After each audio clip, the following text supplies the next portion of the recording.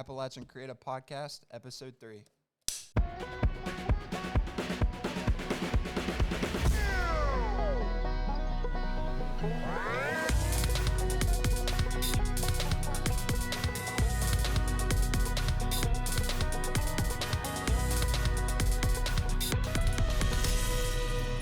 Hello and welcome to the third episode of the Appalachian Creative Podcast. My name is Jerry Buckner. I'm here with my co-host, Jacob Holmes. Today's topic is shut up and shoot. So let's get right into it. So shut up and shoot is a pretty typical phrase in the filmmaking world. It's don't get that planning paralysis. Shut up and shoot, really. Quit the planning. Once you have something together, go out and do it, especially early on in your career. And we actually have somebody with us that is very early on in their career. And it's our own producer, Carson Vance. Carson, why don't you take us away and tell us a little bit about your experience and, why you decided to write, what it's called, the whole deal. Well, I was always fascinated with just like movie making and stuff. And I seen that, before I even had the idea of working on my film, and I haven't even filmed it yet, just so y'all know, because some troubles that I'll talk about here in a second. But I actually helped Jacob on his documentary, and that also just kind of sparked a lot of, freaking A, dude. I don't even know what would you even call that? Curiosity. Yes. Thank you. All right. That's the first time that freaking A has ever been used on this podcast. Well, A, it's a big Gen Curiosity Z term. But anyways. I understand. 4 syllables. Yeah, so I literally wrote the script in school during math class. What's it called? It's called Riding Ridiculous. Riding Ridiculous. What is it? It sounds like a horror movie. Yeah, well, you're completely wrong. So it's a Western It's about comedy. a bunch of motorcyclists that are coming up the coast. Mm-hmm. Right? Yep. But but it's about a group of cowboys. Oh, okay. And this guy who is a wannabe cowboy, and life just goes wrong for him, and it's just pretty comedic. So it's a funny. comedy, Western. Yeah. Okay. I'd say running time would be about 10 minutes. What was your biggest Short film. inspiration for writing that? I would have to say it was from the movie Buster Scruggs. That's a good one. What's your Yeah. favorite scene in that movie? Honestly, when he's in the saloon in the very beginning, when he's facing against that I forgot what's that dude's name. He was very rugged, and he ended up shooting himself in the head 5 times with his own gun. Yeah, I know what scene you're talking about. Was it just that whole scene in general? Yes, just the whole scene gun was work. so funny. That whole first He part. does some real fancy gun work there. Yes, and he's just so smooth with it. So one of my favorite scenes is actually right after that. It's whenever he walks out of that saloon and he gives himself a little pat and walks, and he leaves a dust silhouette of himself there, and he walks away.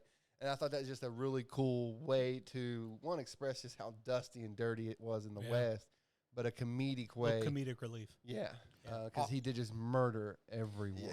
So, Carson, you said you haven't shot yet. What happened there? Have you had a shoot planned? Or? Yeah, so I had this shoot planned for Saturday and a Sunday. It was August 31st and September 1st. And then I would say the night before at around 8 p.m., I had an actor that was pretty vital tell me they couldn't make it to the shoot. And so me and Jerry actually hopped on a call, talked about it, and then I ended up, I guess you could say, pushing the shoot back. And so I had to make a post at 1:30 in the morning. A little late, but Yeah, very late. And you didn't text your individual actors or crew? Well, no. At least you didn't text I didn't me. text Jacob, but I texted everyone else. I'm not gonna lie. That's part of learning, I guess. Yeah. We've tried really hard to. I know Jerry and I both have. You've sent some stuff in the group chat, and we try to not answer and just let you figure it out as the director. That's the best way you're going to learn how to overcome these obstacles, anyway.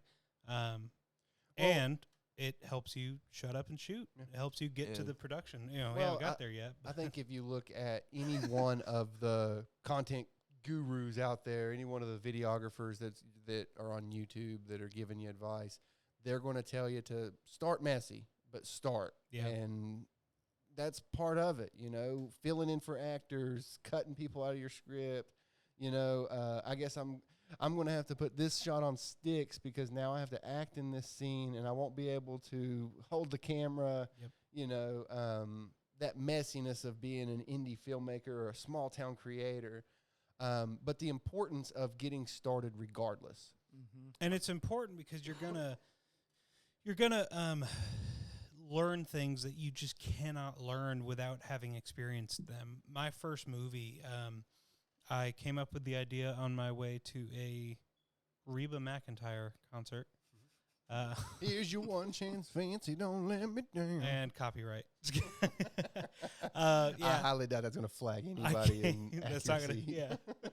I came across. I came up with the idea. I want to shoot a short film because that's what I want to do. So, I was talking to my wife, and I just said, "This is all on the way to Charleston for the concert." And I typed in on Google short film ideas, and one of them said a soldier returning from war. And then I kind of took that and it was about that, but I added some PTSD. I added some alcoholism to kind of put my own twist on it, and then I wrote it, and it was about a 45-minute film. For some reason, I cannot do a short film. I do long short films. A medium film. I think, a medium film. I think it was 30 to 40 minutes in runtime. I used copyrighted music on it because it wasn't about winning festivals or making money. It was about shutting up and shooting. Yeah. I didn't know. You don't know what you don't know.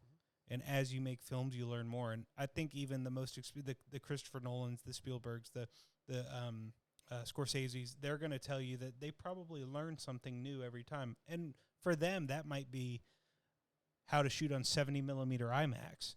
Yeah. For me, my last movie I did was how to edit surround sound. Yeah. So there's always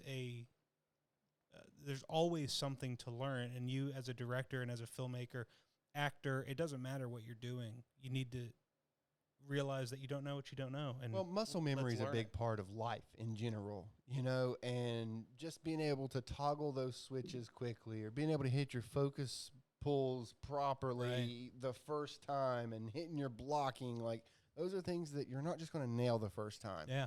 And so, like any other muscle that you want to flex it and make it look pretty, you have to work it out. Boy, And I would hate to be a focus puller. I haven't used a dedicated position to pull focus myself. It's just me doing it.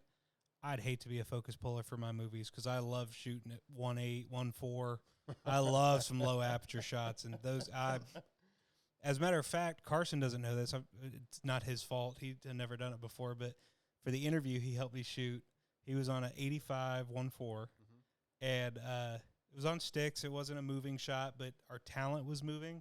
There are some shots, and it's a 1.5. I wasn't looking at the camera. I was manning my own camera, and I got some of it. And I was like, that's a great shot, but it's just a tad out of focus. Yeah. And in the movie, Carson did that, but in the movie, okay. In the movie, you can actually see there's a couple scenes where his ears are out of focus, but his nose is in focus. Because I told Carson to focus on the eyes, get that focus peaking on the eyes is what I wanted. But that put the ears out of focus. But that's the importance of choosing the right depth of field. Yeah. Don't just go low because of the bokeh. Yeah. You want to get more than just a bouquet. But again, flexing that muscle, that filmmaking muscle, and that's more than just knowing your camera, because you can get to know your camera at the house in front of watching YouTube. You can learn everything you can about the menus and how to operate these buttons effectively. But you don't know how it changes it until you use it. And I tell you, there's something about when I pick up a camera, I just break out in a sweat.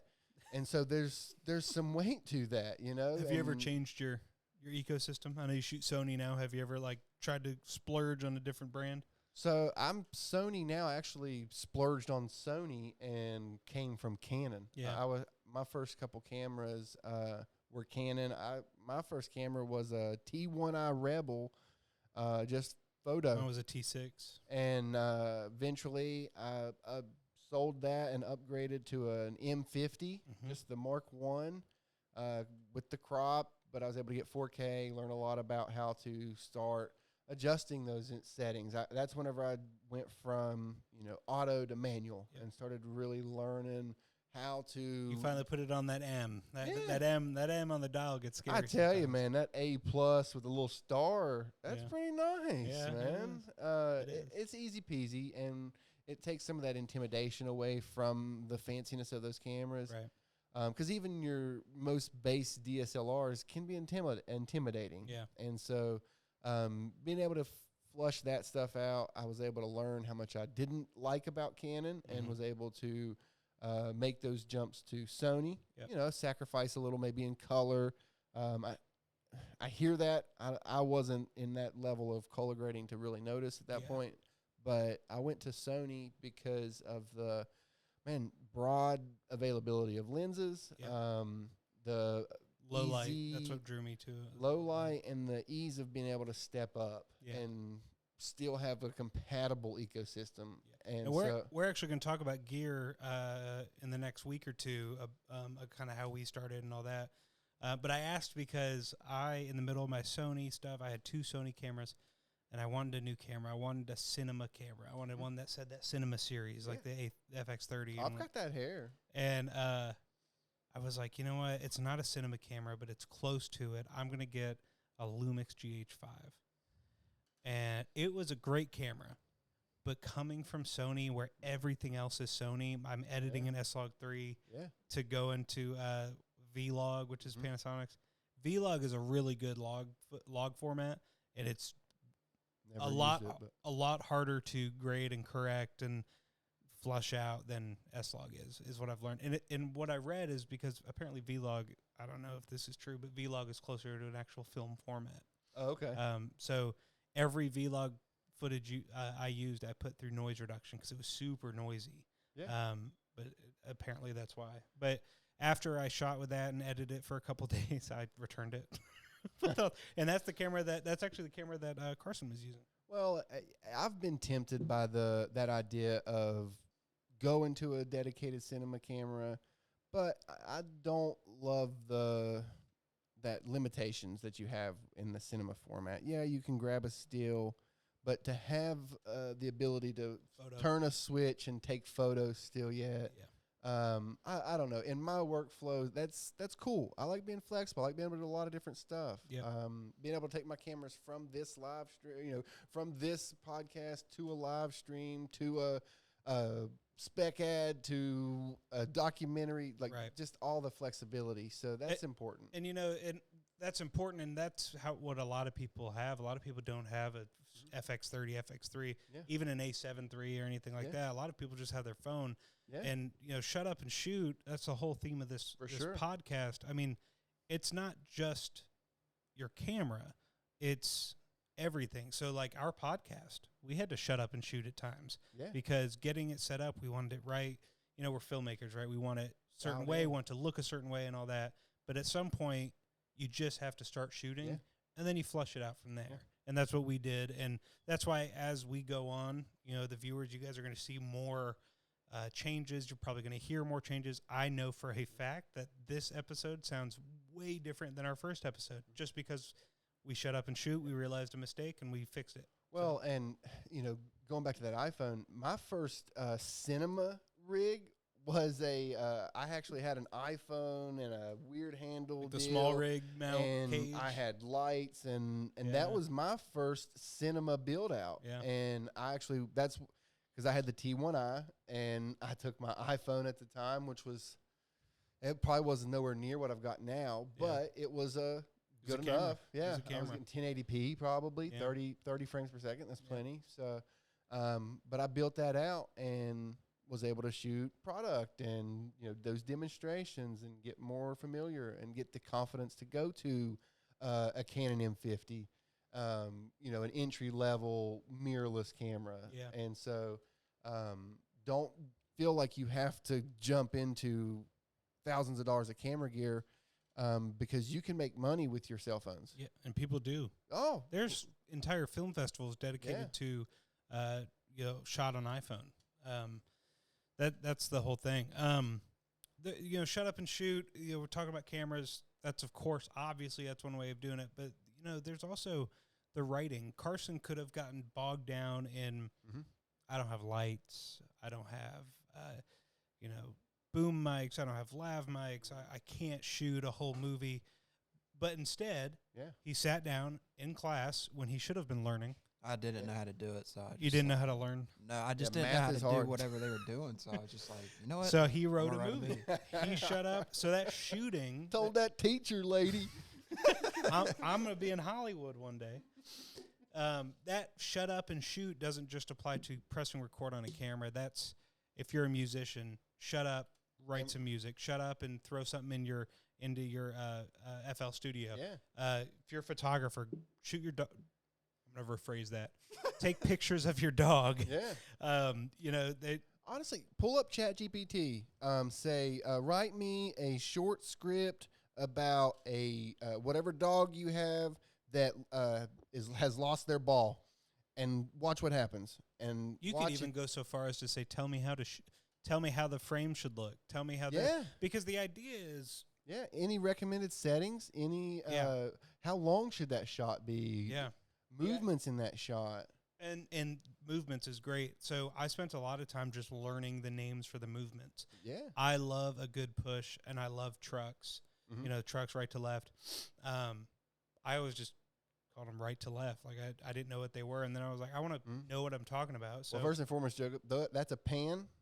Okay. No. So that's a pan, and then that's a pan, and then that's a pan, and then that's not a pan. That's a pan. truck. That's a pan. That's a truck. And then that's a pan. And technically a push, if you're going to use a dolly, it's a dolly. It's a dolly pan.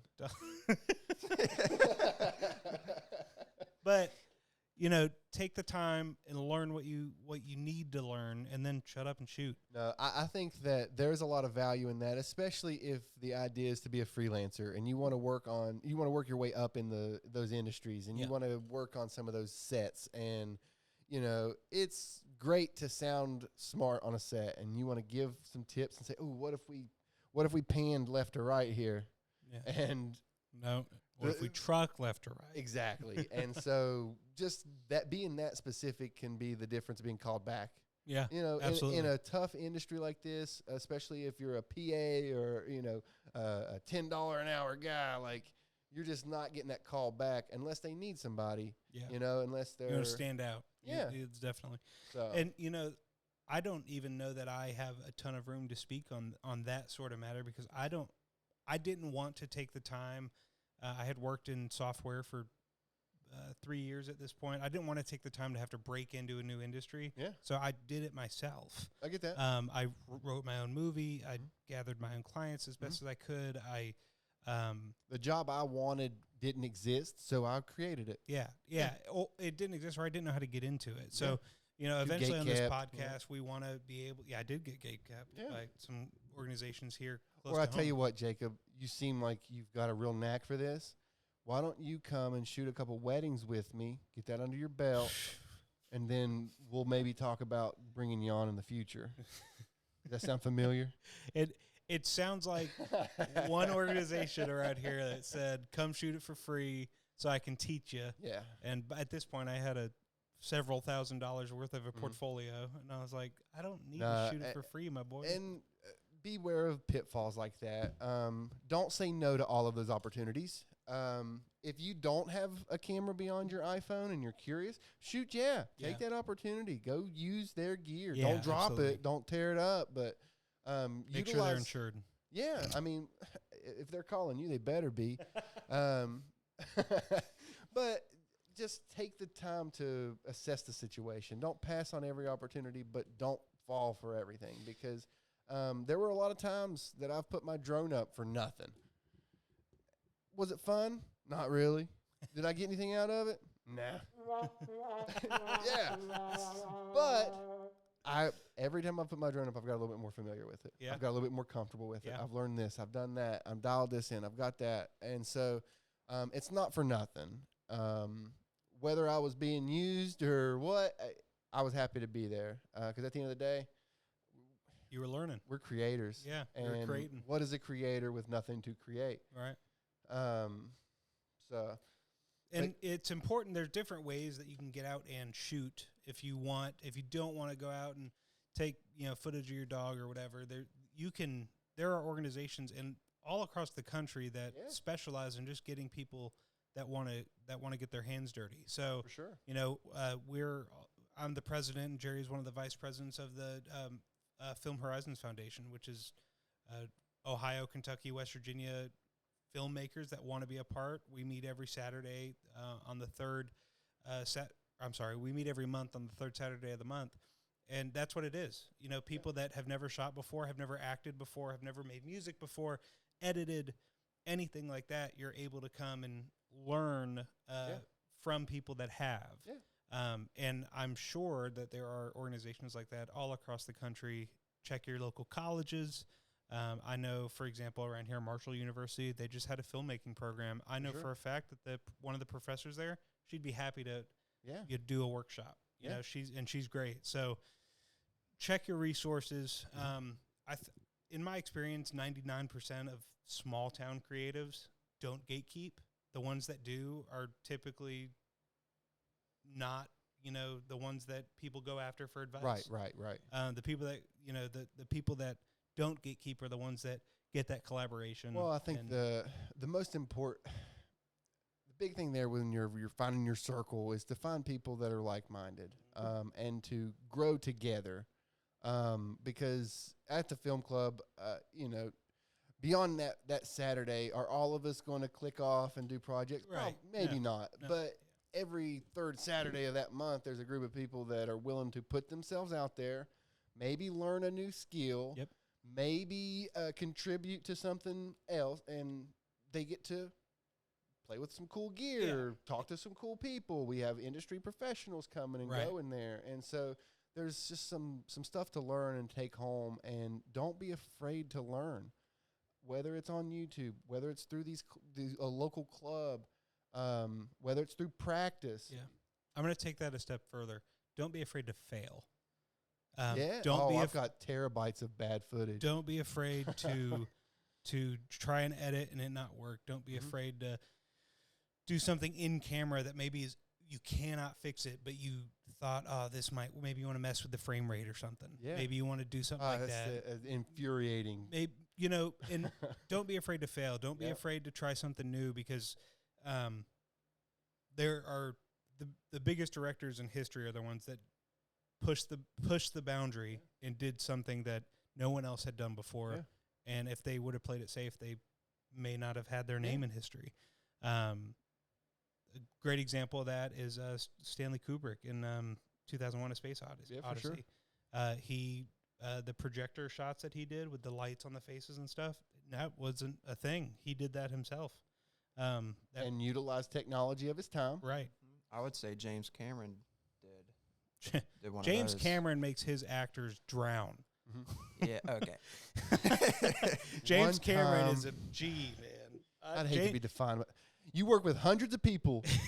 One person drowns. Well, they didn't even drown. They held their breath for 12 minutes, though.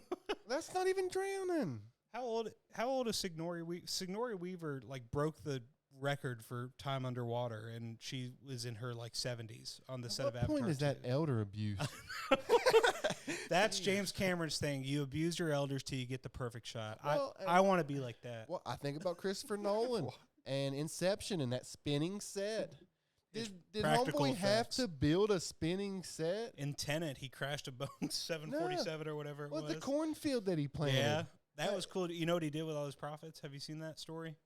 He planted all that corn and then took the profits, and he either donated it to a farmer's union or something, or to the hungry. I'm not sure which, but I know the money went to good. That's a lot of corn. Yeah, it was a lot of money. But yeah, his practical effects, that's one of the reasons he's my favorite. Yeah. I mean, they actually nuked somebody in Oppenheimer, Yeah. For the greater good, So I'm glad it wasn't RDJ. Spoilers. But Matt Damon. But no, you got to take chances. You got to be willing to fail. You got to be willing to learn from those failures. Yeah. But you got to be willing to step out and be yourself. I think that's tough. That's something every day that I come in here and we do this, I'm trying to learn a little bit more about myself, Right. so that I can be more authentic and come across that way, because that's who I want to be as a creator. Right. I want to be authentic. I want to be true to who I am. The stories that I tell, the videos that I create, I want them to represent me. Yeah. And at the end of the day, maybe I'll have a library that somebody can look back on one day and say, man, he really stepped his game up there Right. after he started that podcast. No. YouTube's great because you can put your first movie on YouTube and then you go back And that's why I won't start one. and you take your theatrical release and look at it side by side. You're like, dang, I learned a thing or two. I'm all right with that.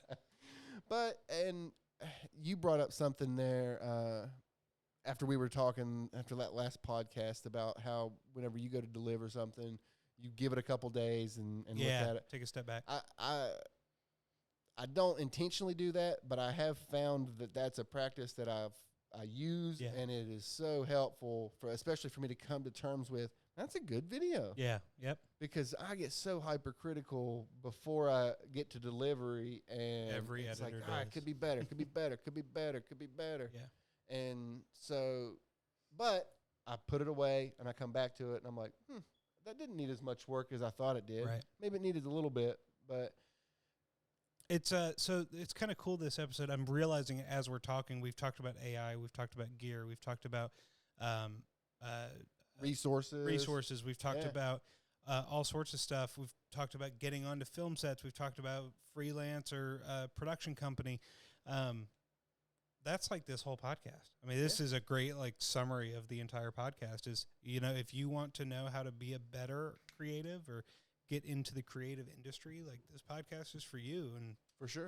it's kind of cool that the Shut Up and Shoot episode is kind of the one thus far that has been like a boiling pot of everything that we have planned on going over. For sure. Kinda For neat. sure. Now, that brings me to my next question, which is, Carson, now that you've pushed back the shoot, When we shooting? what yeah. Shut up now. Let's go, dude. What are you thinking? What honestly, roadblocks are ahead of us to get this to film? So U.S. Army.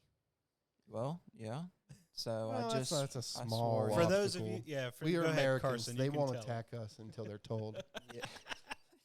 Yeah. So I just swore into the air guard, I should say. Oh, the Army's So- not even in our way. We're good. Never mind. Yeah. So that could be a potential roadblock. Me getting shipped out to basic and stuff like that. But That'll slow honestly, things down. But okay, say you got shipped out to basic tomorrow, and you come back in, how long's that?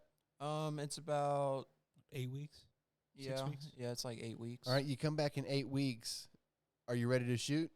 Heck no. Okay, so let's talk about those things that you'd want to try to Yeah. overcome. What's next on your bucket your checklist? Honestly, I need to figure out how I want to light each scene, and then Do you have lights? well, you Does- guys. I'm have sorry. lights. I'm sorry. Jerry, do you have lights? I do Yeah, have that light. sounds It's better. outside. Okay, so Carson, there's a thought for you. This is good for you, those of you that might be writing a movie that's outside. You don't actually have to light. You have to shape the light. You have to You can utilize work it. Reflectors, light, flags, scrims, that's all you need. Negative feel. Yeah. Yes. And then after that, I actually still have to find another actor now. So Okay, so let's say you can't find one because we know you can't pay him well. Yeah. So how are you overcoming that obstacle? well, Craigslist. no, I've Okay. been looking on eBay. Haven't been Oh. finding much. I tell you can find a lot in the misconnections of a Craigslist ad. No, but If for the you most can't- part, if I've you- been using just like my friends and But if you can't find someone to replace this actor, what are you going to do? Do you have a plan as a director? Are you going to act or? Are heck, you, I'm gonna be. You gonna scrap the guy? No, Because it's you kind could of push vital. those lines. I mean, I guess I could. You could make the camp smaller. You know, push those lines to another cowboy. Yeah, I'd you're say right. the dude wrote it, and he's got people that'll hold a camera for him. Yeah. I'd say you get on screen, You and want- he's acted before. yeah, that's true. But I'd rather see, like I'm already gonna be doing a lot, but like I understand then that. if I'm like But acting if too, I it's- act and also help direct, but also grip, gaff, and tell the sound people what to do, that's plenty for me to do. okay. So it sounds like Jerry's going to do it all. No, that's what I'm saying though. So If those are the things I'm willing to do, But yeah. what's the director going to do? When you make those decisions, and I found this out in my first movie. When you make those decisions about those vital roles, you know, you have to figure out how that actor isn't actually as vital to the story as the story that he brings. So can you move the story around? Can you make it so that whatever the arc of that story is, it can still end in the same place by different means? And then there were plenty of instances during my first movie where locations didn't work out. There was a scene that I forgot what I called it, but the guy came back from war. His friend picked him up, and he was could tell that he was upset. And they were supposed to go out to a driving range. Well, the weather was awful that day, so he flexed it. About a week before the shoot, I saw that the weather wasn't getting any better for that day, so I went to Coal River Coffee in St. Albans, and I said, "Is there any way we could film here? Full setup, lights, the whole deal, but like, would you care?" And I told him, I don't even want you to shut down. I actually want this place to be a bustling coffee shop while we are back in the corner. And I put a sign. They said, okay. I put a sign on the door that said, if you're in, you may be on camera. And I shot at a low aperture, naturally. Yeah. And 1.4? And everybody actually just missed the focus on every shot. That was 2.8. Everything was just a little. But then I said it was cinematic. Because, you know, he's not all there. He's foggy. So. Yeah. No, I love on the iPhone now when you hit cinematic, all it does is just fog everything. Yeah. It's beautiful. But that's perfect. That movie taught me so much about just directing that, like, I even still haven't – I've done 2 movies since then, one of which has been in theaters that, like, I still haven't used some of the stuff I learned. Right. I've never done a movie where I actually didn't shoot it in part myself. Mm-hmm. I'd love to have camera operators so that I could look at a screen and just truly direct. Yep. Truly. Try again. Oh, this was a little bit off. This is funny. Take it to 1. Carson's probably punching the air over there because he's actually going to be the camera operator for a commercial. Maybe you're biting my nails. Hey, but big good experience. When you're holding a camera and you have something in your mind, you get this tunnel vision, like, I have to make this shot work. Yeah. When I can put the settings and all that in and then tell Carson, hey, go shoot this, slow push in, eye level, well, then I might, that'd be cool to do one eye off screen, one eye on screen, kind of a half frame. And I may not have thought of that if I was holding a camera. Right. So I'm excited to be able to do that because there were a couple scenes that I actually wasn't we had enough hands there that I was able to just watch. I didn't direct because I didn't know how to direct. It was my first movie. And looking back, I'm like, man, I wish I would have taken that idea and ran with it or this or that. That's one of the benefit of hindsight. Yeah. But that's what you learn when you shut up and shoot. Well, so Carson, we found you an actor, okay? He's going to fill in. You're good to go there.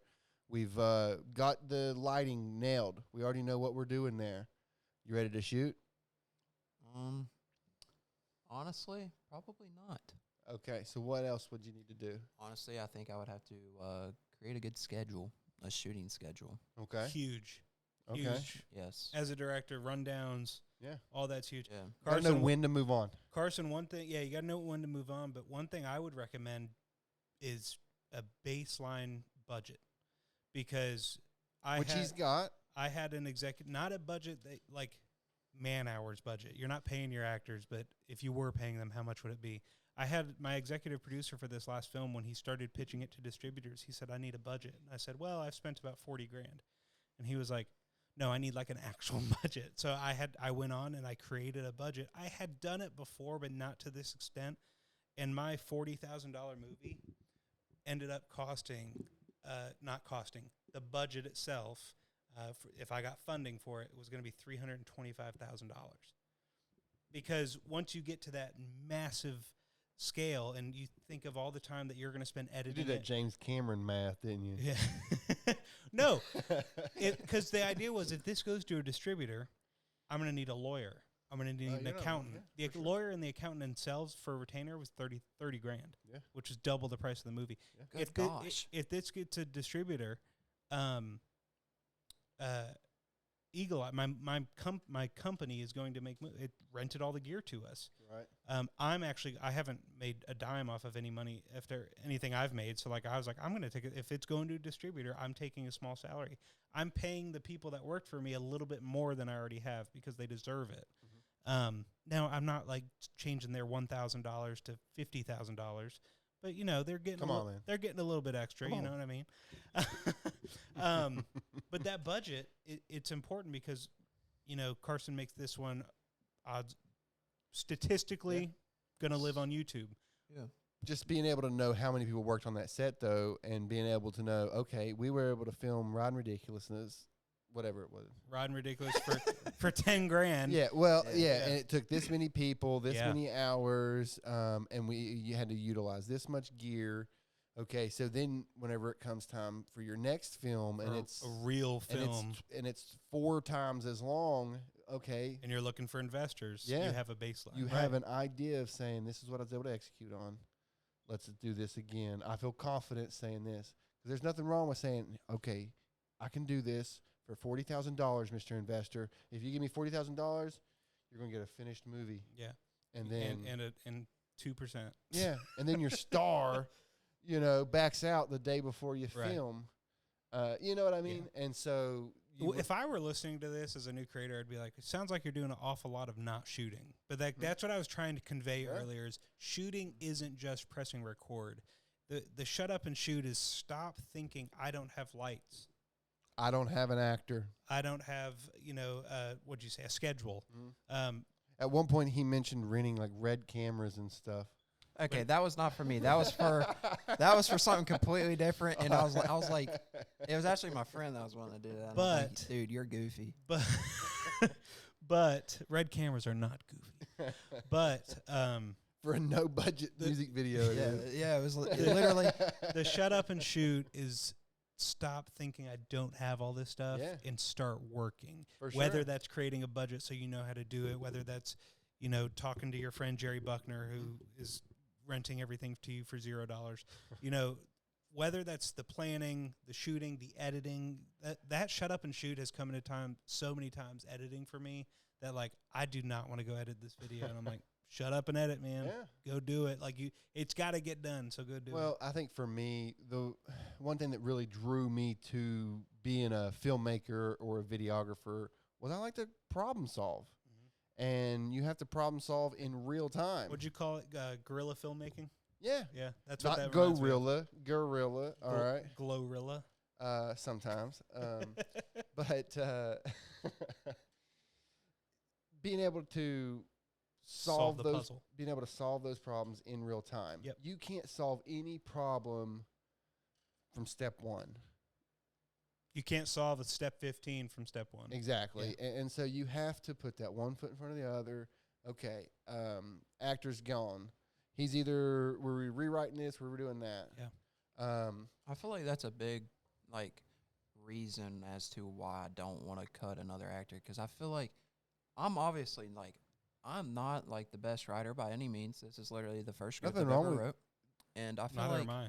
I feel like I would have I'm joking. struggles trying to fix the script with keeping the story Intact. Yeah, I understand that. Well, and keeping it flowing. well, and and stuff. so then you answered the question. Is he mission critical?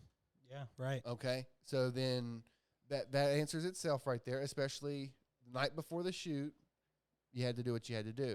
Mm-hmm. But it kind of sounds to me, what I'm hearing is 1:30 in the morning the night before, and we didn't have light, we didn't have a schedule, Very true. we didn't have the actor was one thing, but The actor is the only thing in everything you've said that you can't control. yeah, You can control how you're going to shape your light. So basically, all we are saying you've is got the resources. I've got 6 or 7 lights that I would be happy to throw in Jerry's truck and not have to go set up.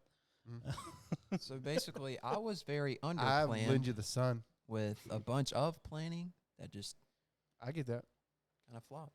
But Nah. you learn Well, from your mistakes, though. Exactly. And we're not doing this to pick on you, Carson. We're doing this one to shine a little bit of light on how ambition can overshadow And you're the not project. and you're not the only one. Nah. You know, Nah. right now we just started. We're not getting a ton of views on these.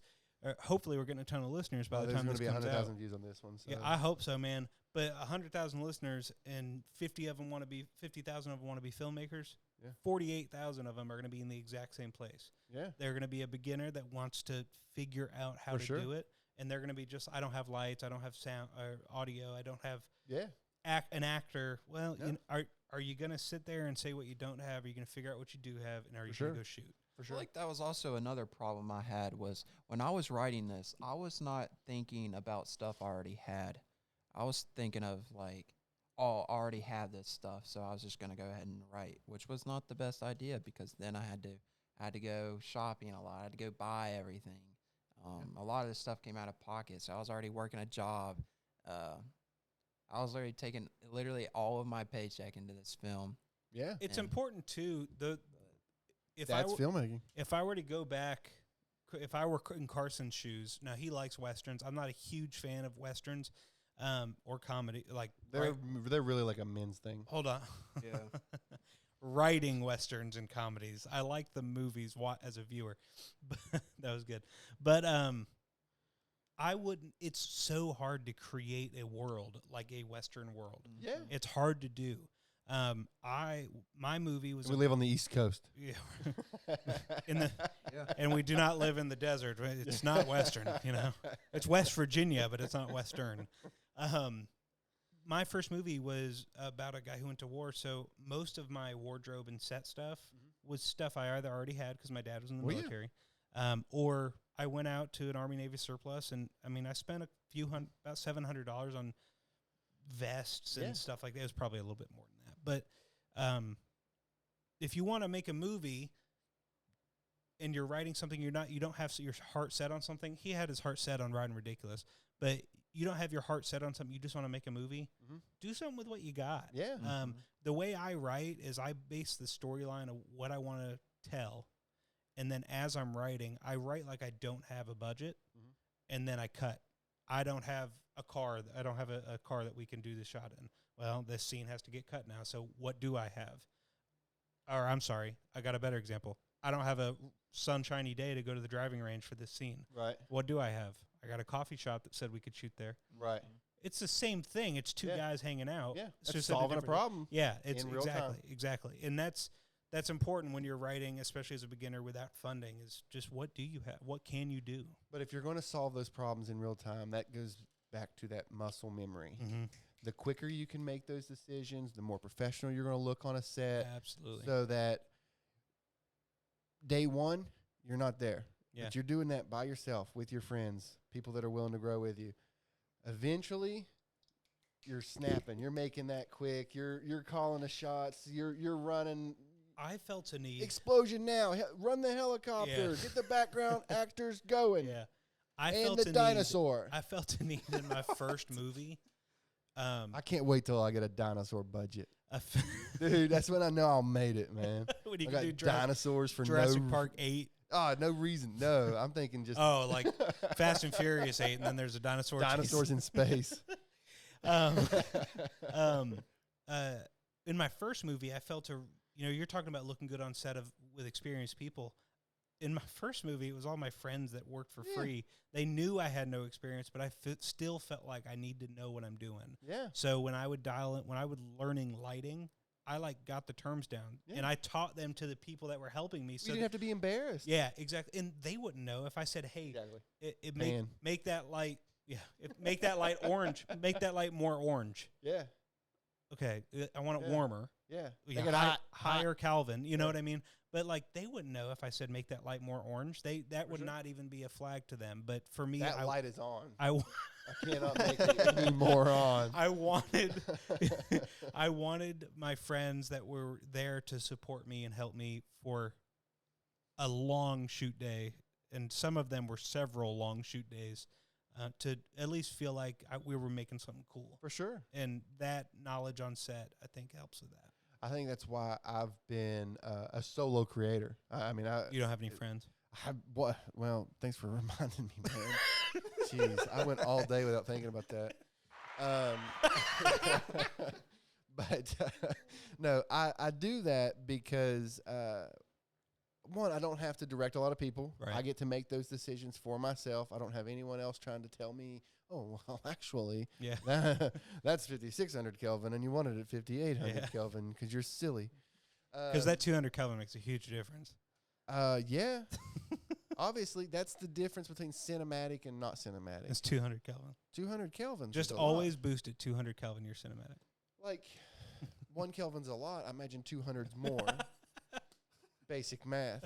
But I like to work alone because I don't have to worry about that embarrassment. Right. You know what I mean? Right. I can call everything a pan Now, because I'm literally panning in every shot. because you know what you're doing. It's a pan. Right. I think we've had this discussion before. You wouldn't, if you could have any job, you wouldn't want to be a director, right? What would Correct. you want to do? Like for me, I want to direct. I want to Probably in the producer realm. I really like writing. Yeah. So I'd probably want to transition that. I see you as, I think you mentioned like a line producer at one time. Yeah, I think line producer makes a lot of sense for me. One, I'm kind of schedule oriented. I like to plan a little bit. Maybe even a first AD. Maybe. Yeah. I'm flexible in a lot of that. I wouldn't care to get behind the camera and cam up. Mm-hmm. I like some of that. But directing, I don't know. I just don't think that's quite for me in terms of the big scale. In our times with this podcast, every time you write something for a podcast, I'm like, this dude's a producer, man. This dude plans and he's a producer. Whereas I'm like, let's record. Let's go. I was helping my wife with that video earlier, and it was, a mock news report, and it was really cool. Like I don't know that the kids got any of the humor in it, but it was pretty fun, and that's what I enjoy about it. But I think I like to work alone because it's my creation. Right. So, and I'm selfish like that. I'm I'm hard to work with. I just am. And so that is going to limit my ambitions. Mm-hmm. Sure. But I wouldn't have known But that. if you surround yourself with the right team. But I wouldn't have known that, if I hadn't have started years ago. Right. And over time found a group of people that I would be willing to work with and willing to be flexible and compromise and stuff. I will say, don't cut yourself out of directing yet, because you did pretty good in the film club. That first, I guess actually that was planning. It was you were the first one you went to as a pre-production meeting, wasn't it? Mm-hmm. You're a hell of a producer, man. Yeah. So, all right, Carson, what's next? Yeah. So we've got you an actor. We've lit the place. We've got a schedule. Where you at? We shooting? Heck yeah. All right, let's go. I did all that stuff while you were doing nothing, so let's go. Yep. And so Jerry's funding it. Yep. Well, we're gonna get to the close here. Where before we go, we're gonna do one thing. I saw a Facebook post, a YouTube clickbait title for movies. Okay. So we're gonna come up with our Carson. You're gonna go first. Me? Yeah. So you have to give your Actually, I'll go first. You have to give your clickbait title, and then the rest of us have to guess it. So my clickbait title: Time travel gone wrong. Man travels back to 1955 to meet his mom. Gone sexual. Well, that's my favorite movie. Yeah, of all time. that was an easy one. I feel like. Yeah, but it's so funny. What is it? Back to the Future. Back to the Future. Back to the Future. Carson, what did you come up with? You won't believe who Luke's father is. Gone crazy. I want to know if Jerry knows this one, Carson. That's For those of you that are thinking it's obvious, he's never seen the movie. Huh? No, I definitely have seen Duke Nukem. Duke Nukem. The survey says. Nah, that's the Star Wars. It's the Star Wars. It is. All right. What you got? Okay. Thought to be orphan, saves family after turning bulletproof. What? Turning bulletproof.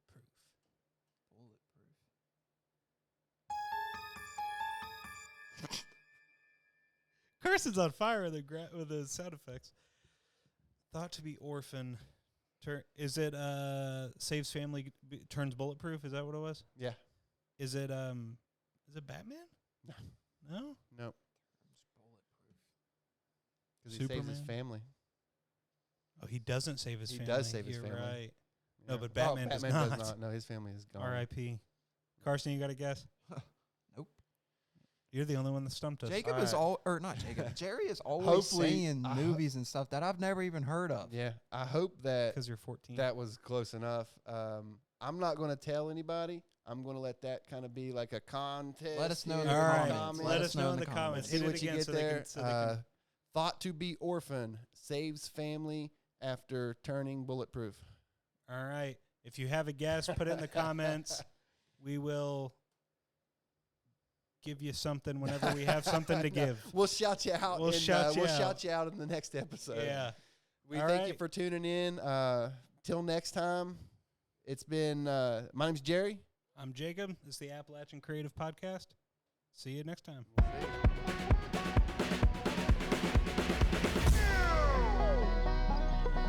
see you.